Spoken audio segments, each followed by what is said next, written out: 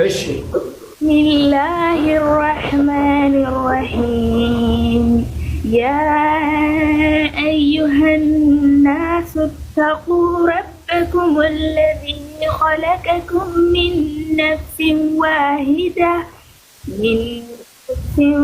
واحدة وخلق منها زوجها وبث منهما رجالا كثيرا ونساء.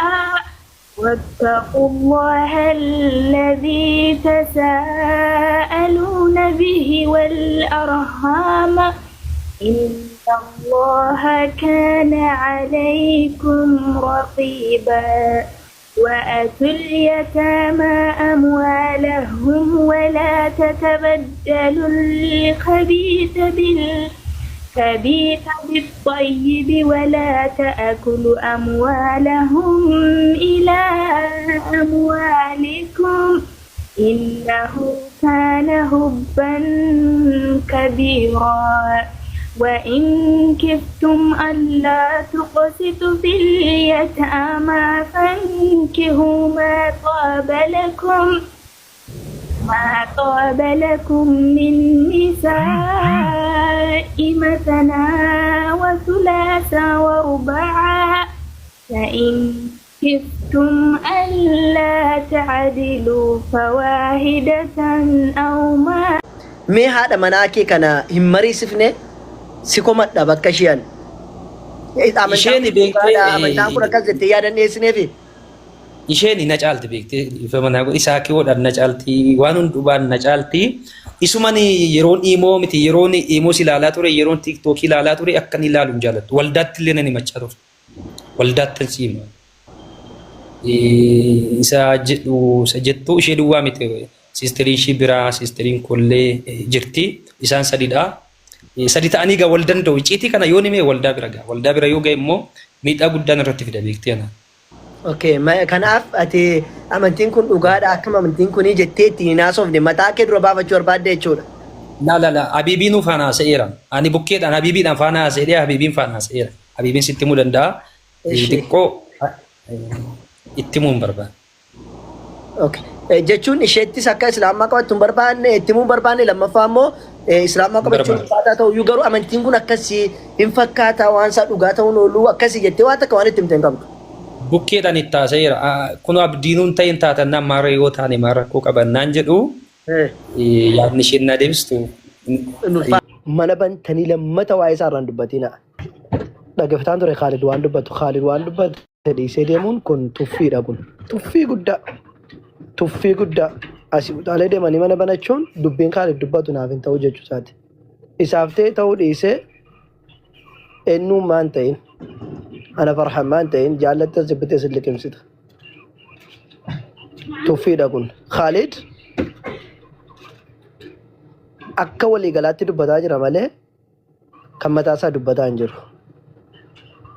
Tokko kana lammaffaa waan isinitti himu dubbii gabaabaa dubbiin kun haa gabaabbatu mana bantanii lammata waa'ee isaa irraan dubbatina. Hin ho'istani hin kaaftaniin eenyuma maan ta'in waa'ee isaa irraan dubbatina khalas. Warri asii ta'e mana banateettan inna maal godhu dhaqnu mana isaa wannumti isin galchu tokko hin jiru mana banateetti akka barbaade haa ta'u dhiisa. Isin gaafa wanti hime haaloo ko maaloo kettu ijoolleen dhalaa jala deemtanii mataa irra kaa'attan silumaayyuu. Dhiisa waan akkasii khalaas mana banatee nu arrabsaara haa arrabsu amma gaafa dandeetti mana arrabsee nagaa dubbataara nagaa dubbatu amma danda'e barumsa barachuun dirqama akkas godhe dhee dubbate naan ta'u dhiisee beeme erga dhiisee beete dhiisa khalaas dhaqee qotaa haasa'u wanti dhaqxanii mana isaatti duudaniif hin jiru wanni waa'ee isaa irraa haasofnu hin jiru waan irraa haasofnu baay'ee qabna musliimoonni ajandaa baay'ee qabna nama barsiisnu baay'ee qabna sa'aatii amma kana haasofne tu lallabnee raanne meeqatu qalbiin isaa islaamummaatti achis deebi'e kanaafuu namni intini tokko dhufee ajandaa nuu kenne waa'ee isaa irraa haasaa oolu yookiin ajandaa godhatee namoonni akka isa dhaggeeffatu gochuuf nuti immoo waan namni ajandaa namaa kennu osoo hin taane musliimoonni ajandaa namarraa fudhannu osoo hin taane namaa kennu namarraa fudhannu. Kanaafuu inshallah kan irratti isin gaafsa daqiiqaa tokko dubbachuun barbaadudha. Tokkoffaa mana isa jalaa dhiisuu dhaquu dhiisuudha lammaffaa waa'ee isaa irra dubbachuu dhiistanii irraanfattan inni irraanfatama. Hundu sadarkaasaa beeka gaafsana har'a isintu sadarkaasaa ol kaasee har'a akkasina fakkaata. Bilaal ka jettu kun dhaqi gorsi kaamaarree dhaqi gorsi. Gorsuu qabdan malee dhiisuu qabdan sheekota nutti maakaasin daraa keessan.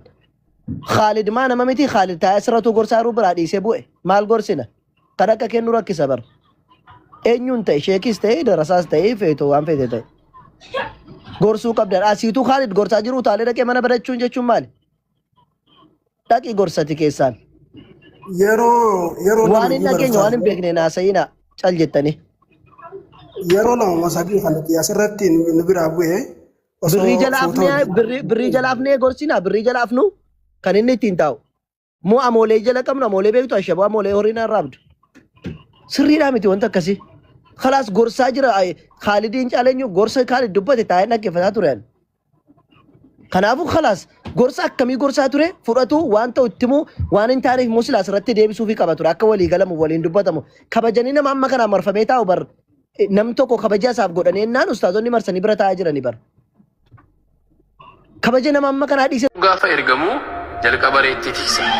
Reetti eegee achi boodaan ofsa baree reettiin tun nama cannaqti reetti eegdanii beektan beektu. Isa nama bara. Nama wajjin jiraachuu bara. Nama hoogganuu namaan deemuu bara. Akkasiin nabiin Rabbi alayhi salaatu wassalaam gaafa umrii isaa sadarkaa hojii gahullee reetti tiksaa ture. Gaafa dargaggoomee cimee immoo humna godhatee jedhu naggaadummaa jalqabe nabiin Rabbi alayhi salaatu wassalaam. Saa'ib ibni Abi Saa'ib jedhamu wajjin naggada nabiin Rabbi naggaadee ajaa'ibaa ta'e Saa'ib ibni Abi Saa'ib jedhamu nabiin Rabbi waa isaa dubbatanii fakaana khayra shariikillee sharika yookaan gooddeenyaa wajjin hojjechuu keessatti akkaan gaarii ta'eedha. Saa'ib ibni Abi Saa'ibii kun jiru Rasuulli Rabbi alayhi salaatu wassalaam. Jiboodaan baada nabiyyummaatii gaafa waa isaa dubbatan. Isinii galee namaan hin falmu haqqi namaa laa yujaari walaa yumaari. Haqqi namaatti darbee nama miidhu namaan falmee haqa namaa hin barbaadu nama akkasiiti jedhanii isa faarsaa turan.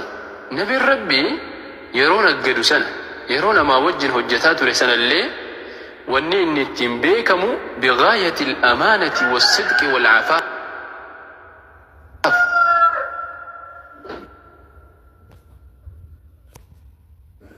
Amaanaa eeggachuu keessatti nama akka mammaaksaatti namni fakkeenya godhatudha nama Muhammad alayhi salaatu wassalaam. Dhugaa dubbachuu keessatti illee nama akka mammaaksaatti namni fakkeenya godhatee ittiin deemudha. Yeroo sanallee wal-afaaf waan hin taane waan haraama irraa of tiksuu of qabuu keessatti illee nama namni akka mammaaksaatti fakkeenya godhatudha. Isinii galee haalli kun amaanaa eeggachuun dhugaa dubbachuun haraam irraa badii irraa of tiksuun kun immoo hojii bichaa keessatti osoo hin taane dirreedhuma jireenya ergamaa Rabbii hunda keessattuu aadumaa fi qajeelumaa fi sifuma ergamaa Rabbii ta'ee hafe. Hattaa luqqiba bil amiin. Waa hunda keessattuu nabiin Rabbii amanamaa jedhamee maqaan itti baafamee amma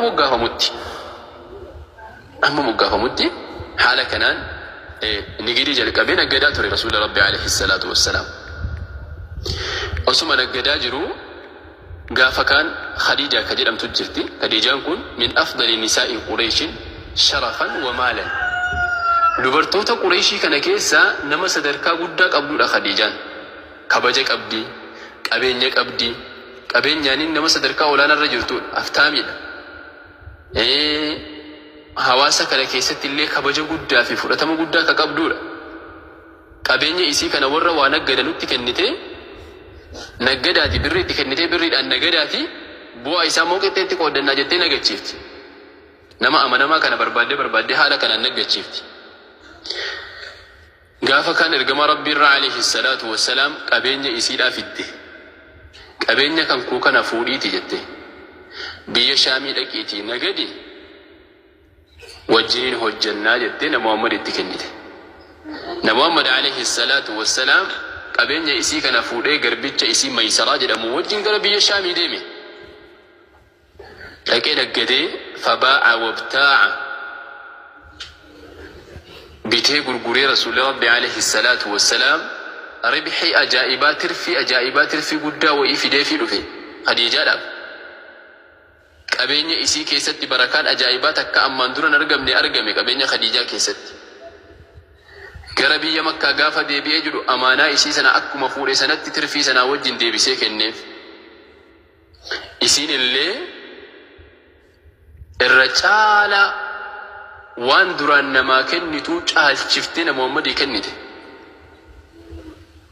سنبودا أمانة إيجتشو إسا حقا نما إيجتشو إسا نما أغافي نما أمانة ما في نما بربادة ما تو إسا غافو ما أرغتي جتو barakaan ajaa'ibaa qabeenya isii keessa buhuu kana gaafa argitee jettu waan qalbiin namaallee gammadu wa'ii waan qalbiin namaa danda'e namanni wa'ii waan akkasii qabeenya isii kana keessatti gaafa agartu Maysaraan garbichi ergamaa rabbiitii wajjin deemillee inni nama akkanaati hojii keessatti nama bareedaadha nama akkanaati jedhee waa'ee Nabi Muhammad gaafa inni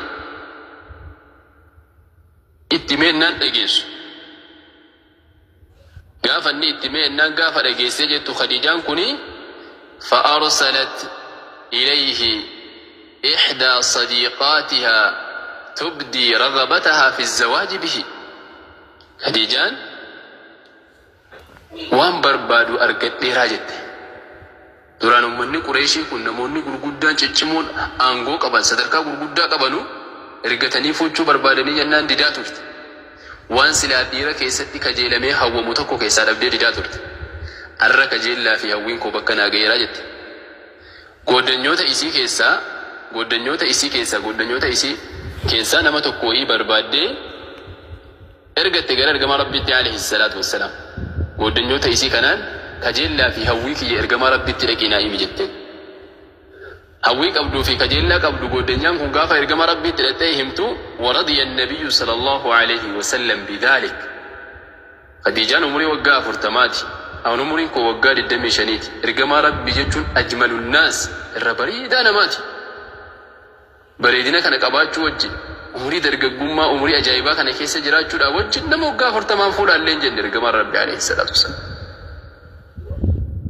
أخلاق إيساني لالتي ديني إساني لالتي أمانة إيجتشو ساني لالتي غافا يسين إسا جالتشو برتو إرقام ربي اللي جالتني تولي جلالي فلتني وكلم أعمامه جمان محمد عليه الصلاة والسلام وسيلة إساني كان وامني موتا قرقودا كان جارسولي وامني اتدبتني لقاتي ماتي سيبر لقاتي ناها سوا نا خائمة خديجان فور أجل الرسول ربي عليه الصلاة والسلام ترى بريدا كان ندمنا أمامني يوكان وسيلني إرجم ربي كون اللي جرى وسيلة إسي إلى خديجة أمر من أسد جل ملكني كرالما ونيتين قافتني إرجم ربي عليه الصلاة والسلام أكني خديجة فود وكجر خديجة كننوف قافتني فزوجها عمها بالنبي صلى الله عليه وسلم وسيلي خديجة كوني أمر من أسدي كوني نبي ربي خديجة إيرمسيسي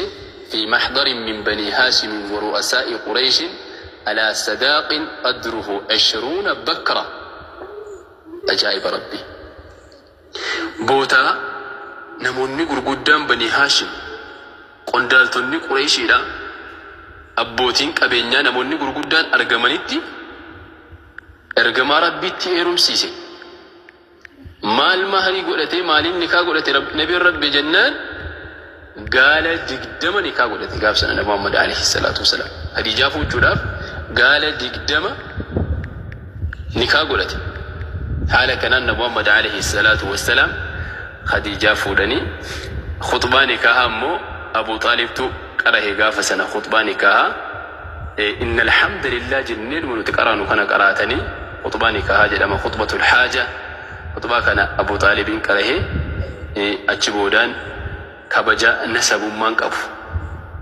كرا سري دا كرا حلالي والفودني نسب اللي فجون كبجا نقف يو كرا كان نمو ولنفوني كرا نكاهاتي ولنفوني أكو مارجتي والججراتمي أكا كبجنين سبابا كبجني قسماكم كبجني نموماكم أكنا مكي سابدو كان هند دبته محمد عليه الصلاة والسلام كلمة عقدي صداقة قد جرات تجرو كان هند دبته حالا كان أبو طالب أكن كان هيد أبو قدي محمد عليه الصلاة والسلام خديجة نكاهدته فودي جتشو خديجة إنك كما بيكمون محمد در عليه الصلاة والسلام لما برات إيرمتي ترته achiin Muhammaditti jaarsa lammaffaa yookaan abbaa manaa lamaffaadhaan Muhammaditti heerumtee jechuudha. Umuriin isaanii yeroo sanaaf waggaa 25. Khadijaan immoo yeroo sanatti umuriin isii waggaa 40. Waggaa 28 illee warri jedhu jira, warri seenaadha. Garuu inni caalaan waggaa 40 umuriin isiidha.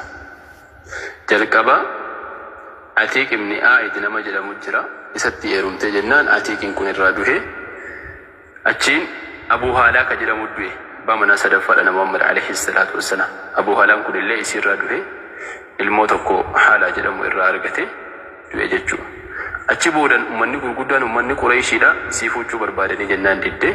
Na Muhammaditti immoo ofumaa isiitii jaallattee itti heerumte. Na Muhammad alayhi salaatu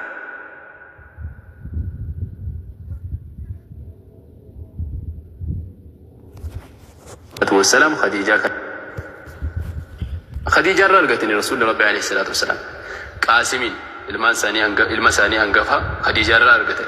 زينبان خديجة رأرقتني. سعيد ركسوا رقيا اللي خديجة رأرقتني. أم كلثوم اللي خديجة رأرقتني. فاطمة اللي خديجة رأرقتني. عبد الله اللي خديجة رأرقتني.